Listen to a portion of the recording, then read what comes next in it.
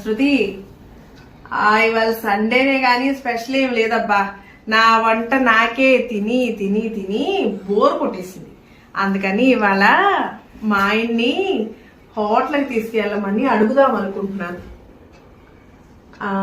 అలాగే ఆషాఢం ఆఫర్లు కూడా అయిపోతున్నాయి కదా, ఒక పట్టు చీర కూడా కొనిమని అడుగుతా. అది అలా అని అనుకుంటున్నా. ఈ సండే ఇలా చేద్దామని అనుకుంటున్నానబ్బా. సరే ఉంటా. కాదురా కిరణ్, మావిడ చాలా మంచిది, నా కష్టాన్ని అర్థం చేసుకుంటుంది. ఈ పడితే ఈ షాపింగ్లకి అడగదు, పలావులు బిర్యానీలు తొక్కా తోషం అన్ని ఇప్పిమని కూడా అడగదు.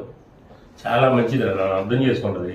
నా దగ్గర డబ్బులు ఉన్నాయో లేదో కూడా ఆలోచించుకొని జాగ్రత్త పడింది.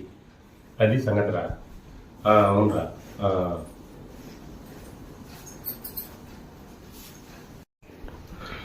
హలో శృతి, మా ఆయన కూడా చాలా మంచివారే.